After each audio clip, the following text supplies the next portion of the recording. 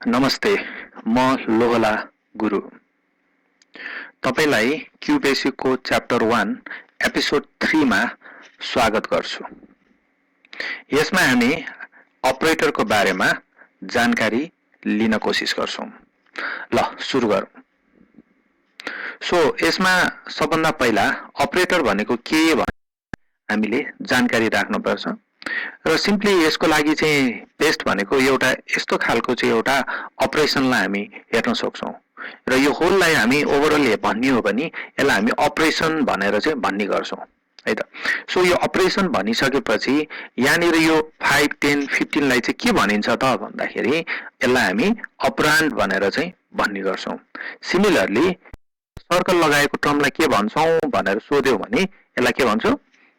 यस, operator भनेर भन्ने गर्छौं।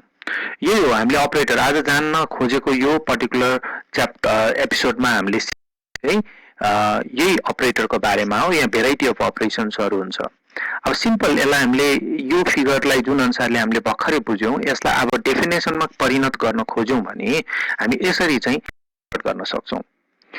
A symbols, right? Symbol used to perform an operation using one or more than one operands are known as operator भनेर चाहिँ भन्न सकिन्छ। यो सिम्पल तरिकाको डेफिनेसन भयो। यदि किताब डेफिनेसन यदि हामीलाई पढ्नु छ भने यो यसरी नै हामी किताबको डेफिनेसनलाई पनि राख्न सक्छौं। तर हाम्रो मेन टार्गेट भनेको चाहिँ के त भन्दा अपरेटर भनेको कस्तोलाई भनिन्छ भन्ने चाहिँ बुझ्न जरुरी छ। ल हेरौँ अब हामीसँग कतिवटा टाइपको अपरेटर छ भन्ने कुराहरु पनि एकचोटी बुझ्न जरुरी छ यहाँनिर। जस्तै पहिलो अपरेटर भनेको हाम्रो अर्थमेटिक अपरेटर या म्याथमेटिकल अपरेटर भन्ने गर्छौं, जहाँ चाहिँ simply add, subtract, multiplication, division चाहिँ हामी अरु पनि छ तर यो चारवटा चाहिँ हामीले मेन मानेर काम गर्छौं। त्यस्तैगरी रिलेसनल अपरेटर भन्ने ग्रेटर देन लेस देन यस्तो यो अपरेटरहरु चाहिँ हामी रिलेसनल अपरेटर भन्छौं। यस्तो खालको अपरेटरमा कहिले पनि भ्यालु रिटर्न गर्दैन कि ट्रू र फल्समा यसले भ्यालु रिटर्न ट्रू र फल्समा चाहिँ रिटर्न गर्ने गर्छ। लजिकल अपरेटर भनेको चाहिँ एन्ड अर नट, यसकै जस्तो यसले पनि के छ त भन्दाखेरि हामीलाई ट्रू र रिजल्ट दिने गर्छ। अझ यसलाई हामी डिटेलमा हेर्दै जाउँ, एक एकवटा गर्दै सुरुवात गरौँ हामी अर्थमेटिक अपरेटरबाट। ओके, र यो अर्थमेटिक अपरेटर भनेको चाहिँ अर्थमेटिक अपरेसन गर्नको लागि युज हुने अपरेटर भनिन्छ यसलाई। त्यसैले यसको नाम अर्थमेटिक अपरेटर राखिएको। जस्तै अर्थमेटिक भन्ने बित्तिकै के बुझिन्छ? प्लस, माइनस, मल्टिप्लिकेसन हैन, यो चाहिँ मेन अपरेटर हो भने सपोर्टिङ अपरेटरको लागि हामी मोडुलस, स्क्वायर रुट, यो हामीहरुको चाहिँ एक्सपोनेन्ट जसले चाहिँ रुटलाई भनौं न एक प्रकारको स्क्वायर क्यूबहरु जेनेरेट गर्न हामी हेल्प गर्न सकिन्छ। त्यस्तैगरी एउटा अर्को डिभाइडको उल्टो जस्तो साइन छ, यसको बारेमा अहिले एक्जाम्पलमा हामी फेरि हेरौँला है त। तर सिम्पली भन्दाखेरि यसले डिभाइड गर्ने तर डेसिमल दिदैन। जस्तै यो माथिल्लो डिभाइड भनेको चाहिँ हामीहरुको कम्प्युटरको डिभाइडको भर्सन यो हो भने यहाँनिर के छ त्यसले डेसिमलमा भ्यालु दिइराछ। तर यसको पनि त डेसिमलमा आउनु पर्ने थियो, 3.333 आउनु पर्ने थियो तर यसले 3 मात्रै दिन्छ। सो यसले इन्टिजरमा कन्भर्ट गर्दिन्छ भन्ने कुराहरु हामीले बुझ्न पर्यो। हेरौँ यसको एक्जाम्पल हामी दुईटा एक्जाम्पल छ। एउटा एक्जाम्पलमा यो चारवटाको हेर्छौं भने अर्को एक्जाम्पलमा यो चारवटाको कोसिस गर्छौं। पहिला एकचोटी प्रोग्रामलाई बुझौं अनि प्र्याक्टिकली गएर हामी यसलाई हेर्न सक्छौं फेरि। सो यहाँ मैले सिम्पली दुईटा भ्यालु लिए, ए र बी मा, ए मा 10, बी मा चाहिँ 20 भनेर मैले भ्यालु लिएको छु। सिमिलरली यो सम गर्दा कति आउनु पर्यो? 10 र 20 जोड्दा 30 आउनु पर्यो। यसको डिफरेन्सिएसन 10 आउनु पर्यो। प्रोडक्ट गर्दा 200 आउनु पर्यो। डिभाइड गर्दाखेरि मैले बी लाई ए ले गरेको छु भने डिभाइड गर्दाखेरि 2 आउनु पर्यो हैन। 20 लाई 10 ले डिभाइड गर्दा 2 आउँछ। त्यस्तैगरी अनि यो भ्यालुहरु यहाँनिर असाइन गरिसकेपछि यो भ्यालु कति आयो भनेर यसले डिस्प्लेमा खोजेको। एकदम सिम्पल छ यो। यसलाई एकचोटी हामी अब प्रोग्रामिङबाट हेरौँ। यहाँनिर हेर्न सक्छौं 10 र 20 लाई हामीले आधार मानेर गर्यौं र यसलाई मैले F5 गरेर रन गरेपछि मेरो भ्यालु के आयो त? मैले अघि भने जस्तै 10 र 20 जोड्दा 30, सबट्र्याक्ट गर्दा 20 बाट 10 गर्दा 10 आयो 200 र डिभाइड गर्दाखेरि 2 आउँछ। सो एकदम सिम्पल छ। जस्ट मैले रन गरेर देखाउन मात्रै खोजिरहेको र मैले अर्को पनि त्यो चारवटा देखाउन हेरिहालौं यो कोडमा हामीहरु। ओके, ल यसरी चाहिँ हामीहरुको अर्को एक्जाम्पल लिएरे मैले अघि भने जस्तै यसमा एक्सपोनेन्ट, मोड, स्क्वायर रुट र अर्को खालको डिभाइडलाई हामी हेर्छौं। यसमा मैले दुईटा दिएँ ए र बी भनेर, एउटा ए लाई 25 र बी लाई 3 असाइन गरिदिएको छु मैले भने पावर भनेको ए टु द पावर बी भनेको कति हुन्छ त 25 टु द पावर 3 गर्दाखेरि यसको रिजल्ट कति आउँछ अहिले हामी हेरौँला। मोड भनेको रिमाइन्डर निकाल्ने भन्छौँ हामी। 25 लाई 3 ले डिभाइड गर्दाखेरि कति एन्सर आउँछ 1 राइट, किनकि 8 जा 24 हुन्छ, रिमाइन्डर 1 आउँछ। सो यसको रिजल्ट 1 आउँछ भने स्क्वायर रुट 25 लाई स्क्वायर रुट गर्दा 5 आउँछ। र त्यस्तै गरी डिभाइड गर्दाखेरि हाम्रो पोइन्टमा एन्सर आउनु पर्ने, यसमा चाहिँ पोइन्टमा नआइकन यसले चाहिँ कति गर्छ त भन्दाखेरि यसको भ्यालु 25 लाई 3 ले गर्दाखेरि 8 राइट, 8 आउनुपर्छ हामीहरू। सो यसलाई अब हामी रन गरेर हेरौँ हामीले भने जस्तो तरिकाको एन्सर आउँछ कि आउँदैन। सो 25 को पावर 3 गर्ने बेलामा 15,625 आइरहेछ। मैले भने जस्तै रिमाइन्डर 1 आइरहेछ।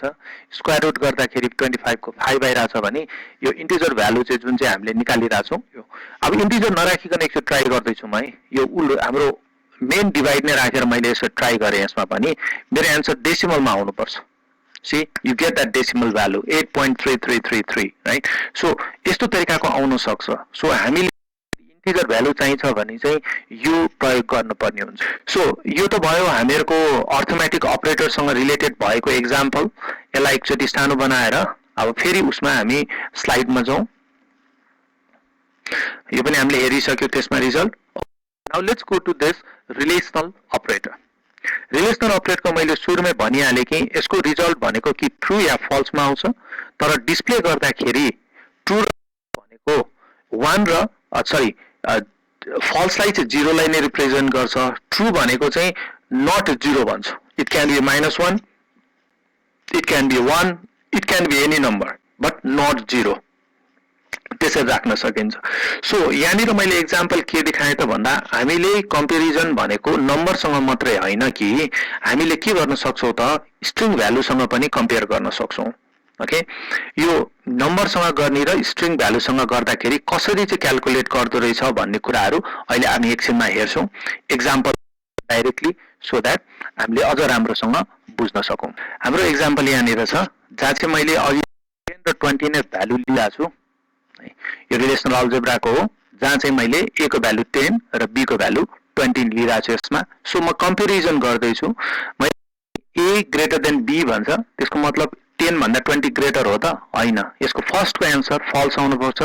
त्यो फल्सलाई केले रिप्रेजेन्ट गर्दो रहेछ हामी यहाँ हेर्न सक्छौँ। सी द्याट मतलब 0 भनेको फल्स हुन्छ भनेर यहाँ देखाएको छ। सेकेन्डको ट्रु हुनुपर्छ कन्डिसन, थर्डको पनि ट्रु हुनुपर्छ। त्यही अनुसारले हेरौँ। इज ए बी भनेर हाम्रो कम्पेरिजन गरेर हेर्यो भने यसको कन्डिसन के छ, condition true, 10 is less than 20। So similarly तलको पनि ट्रु नै हुन्छ एन्ड सो अन। यदि ट्रु रहेछ भने हाम्रो के देखाउने भयो, यस -1 देखाउने रहेछ भने अर्को केसमा चाहिँ फल्सको केसमा 0 देखाउने रहेछ। यहाँ छ हाम्रो स्ट्रिङसँग। यसमा चाहिँ राम र हरि भनेर दुईटा मैले नाम राखेको छु। अब कम्पेरिजन कसरी गर्ने त, एउटामा 3टा क्यारेक्टर छ, एउटामा 4वटा क्यारेक्टर छ। यसमा 3टा र 4वटा क्यारेक्टरसँग केही पनि सरोकार राख्दैन यसले राख्ने भनेको के त भन्दाखेरि अगाडि आएको एस्की भ्यालुलाई प्राथमिकता दिन्छ। क्यापिटल ए को 65 एस्की भ्यालु हुन्छ, बी को भनौँ न बी इक्वल्स टु 66 हुन्छ, मतलब त्यो अनुसारले बढ्दै जान्छ। सो आर र एच को हेर्ने हो भने के अरे आर को ASCII value is greater than H ASCII value. So Ram भनेको ग्रेटर भयो, थोरै नम्बर थोरैवटा क्यारेक्टर भए पनि हरि भनेको स्मलर हुनुपर्छ। सो यसलाई हामीले यहाँनिर हेर्यो भने फर्स्टको एन्सर त्यसमा ट्रु आउनु पर्यो। सो यसलाई रन गरेर हेरौँ। -1 मतलब ट्रु। सो यसरी चाहिँ हामीले आइडेन्टिफाई गर्न सक्छौँ। सपोज मानिलियो एउटा भ्यालुलाई मात्रै लिँदैछु है म, यसमा चाहिँ राम र रमा मात्रै भन्ने बेलामा एउटा क्यारेक्टर बढ्छ सेफ हो। यस्तो केसमा चाहिँ नम्बर अफ क्यारेक्टरले फरक पार्छ। ओके, नम्बर अफ क्यारेक्टरले कसरी फरक पार्छ त यहाँनिर गएर हेर्न सक्छौँ हामीले। यो डोन्ट वरी, यो जुन राम र हरिको ठाउँमा चाहिँ हामी राम र रमा भन्छौँ, बी भनेको चाहिँ रमा हो। ओके, सो यसको कन्टेक्स्टमा हाम्रो फल्स आउनु पर्यो, किन भन्दाखेरि रमा भनेको राम भन्दाखेरि। सो त्यसैले यसलाई त्यही हरिकोमै कन्भर्ट गरौँ, तर हरिलाई मैले झुक्केर यसरी लेखेँ यसपालि। यसको एन्सर पनि ट्रु नै आइदिन्छ, किन भन्दाखेरि क्यापिटल लेटर र स्मल लेटर हो भने क्यापिटल लेटरको 96 बाट चाहिँ स्मल लेटरहरू सुरु हुन्छ। क्यापिटल लेटर 65 बाट र स्मल लेटर चाहिँ 96 बाट चाहिँ सुरु हुनुपर्छ है। सो त्यसले गर्दाखेरि के छ त भन्दाखेरि यो क्यापिटल र स्मलको केसलाई पनि भेरिएसन दिन्छ एन्ड सो अन। यो कम्पेरिजन गरेर हेर्दाखेरि हामीहरूले डिफरेन्ट भ्यालुहरू पाउन सक्छौँ। अनि यहाँनिर अर्को केस भनेको चाहिँ हाम्रो लजिकल अपरेटर भन्ने छ। अब लजिकल अपरेटरको रिजल्ट पनि ट्रु र फल्समै आउने गर्छ। तर पहिलाको केसमा चाहिँ हामीले एउटा एक्सप्रेसनलाई कम्पेयर गरिरहेको थियौँ भने यस्तै खालको अब दुईटा एक्सप्रेसनलाई कम्पेयर गर्नु पर्यो, हामी के गर्छौँ त यो लजिकल अपरेटरलाई युज गर्ने गर्छौँ। यो लजिकल अपरेटर भनेको चाहिँ हामीहरूले म्याथमा पनि पढेको होला, एन्ड अर नट गेटहरूको बारेमा, अर मेबी कम्प्युटरमा पनि कतैले सिकिसके हुनुपर्ने हो। यो एन्ड अर नट भनेको, एन्ड भनेको र भन्ने शब्द हामी नेपालीमा प्रयोग गरे जस्तै हो। यो र यो गर्नै पर्छ भन्न मतलब दुईटै गरेकै हुनुपर्छ, एउटा गरेर स्केप हुन पाइँदैन। त्यसले गर्दाखेरि एन्ड भनेको त्यो, अर भनेको यो गर अथवा यो गर भनेको चाहिँ हाम्रो लागि। अथवा मतलब तिमीले यो गर्दा पनि भयो अथवा बी गर्दा पनि भयो भन्दाखेरि हैन। नट भनेको यो नगर भनेको, यदि गर के काम गरेको छ भने त्यसलाई उल्टो गर भन्न खोजेको, नगर है, गरलाई नगर भन। सो त्यस्तै केसमा हाम्रो यो एन्ड भन्नेकोमा चाहिँ दुईटै ट्रु भयो भने मात्रै ट्रु आउँछ, कुनै एउटा फल्स भयो भने अलवेज फल्स आउँछ। तर अर्को केसमा उल्टो छ, के अरे दुईटै फल्स भयो भने मात्रै फल्स आउँछ, नत्र भने कुनै एउटा ट्रु भयो भने ट्रु आउँछ। तर नटको केस जस्ट उल्टो, ट्रु छ भने फल्स, फल्स छ भने ट्रु। ल यो चाहिँ हामीहरूको प्रोग्राम भयो, यसलाई ठुलो बनाऊ एकचोटि अनि अझ क्लियर हुन्छ। जस्तै यहाँ दुईटा एक्सप्रेसन लिएको छु मैले, एउटा ए बी र ए लेस देन बी। यो चाहिँ कन्डिसन के भइदिन्छ, फल्स भइदिन्छ भने यो कन्डिसन चाहिँ ट्रु भइदिन्छ हैन। तर पनि मेरो रिजल्ट के आउँछ त अहिलेको कन्टेक्स्टमा भन्दाखेरि मेरो फल्स आइदिन्छ, किनकि दुईटामा एउटा मात्रै फल्स कन्डिसन भयो भने एन्डले चाहिँ फल्स रिटर्न गर्छ। त्यस्तै गरी यो दुईटा कन्डिसनमा एउटा ट्रु भयो भने यो भने यो ए लेस देन बी छ, ट्रु नै छ। त्यसको मतलब अर लेखेको केसमा चाहिँ मेरो के छ त भन्दाखेरि मेरो रिजल्ट चाहिँ यसले ट्रुमा दिन्छ। अब यो कन्डिसन के छ, ए नट इक्वल्स टु बी, तर मैले अगाडिपट्टि यो नट लेखेको हुनाले ट्रुलाई कन्भर्ट गरेर यसले पनि फल्स बनाइदिन्छ। सो हाम्रो रिजल्ट के आउने भयो त, माथिको फल्स, बिचको ट्रु, फेरि लास्टको फल्स आउने भयो। स्वरूप त्यही अनुसारको हामीहरूको आइरहेछ। अनि यहाँ कतिजनालाई कन्फ्युजन के भइदिन्छ त भन्दा सर यहाँ ब्राकेट हाल्न पर्छ कि पर्दैन भन्छ। हाले पनि नहाले पनि रिजल्ट आइसकेको छ, हाले पनि त्यही रिजल्ट आउँछ। एउटा हालेर देखाउँछु म।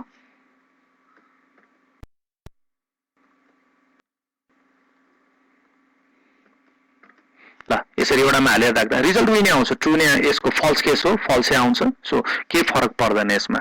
तर प्र्याक्टिसको लागि चाहिँ जहिले पनि म के सजेस्ट गर्छु, ब्राकेट हालेर नै प्र्याक्टिस गरौँ है त। डिफ्रेन्ट टाइप्स अफ अपरेटरहरू हामीले हेरिसकेका छौँ र यो तीनटै टाइपको अपरेटरको काम गर्ने तरिका पनि सिक्यौँ। अब हामी नेक्स्ट क्लासमा चाहिँ हामी के गर्छौँ त भन्दा यो क्वेसनलाई सल्भ कसरी गर्ने त। मैले तीनटा क्वेसन दिएको छु यहाँनिर, नोट डाउन गर्न सक्छौ आफैले। र यो क्वेसनको गर्न सक्छौ भने गर, सजिलो चाहिँ थाहा छ, तर भिन्न तरिकाले यसको सल्युसनहरू तिमीलाई नेक्स्ट एपिसोडमा बताउँछु। र अहिलेको लागि हामी यति नै गरौँ। Thank you for watching.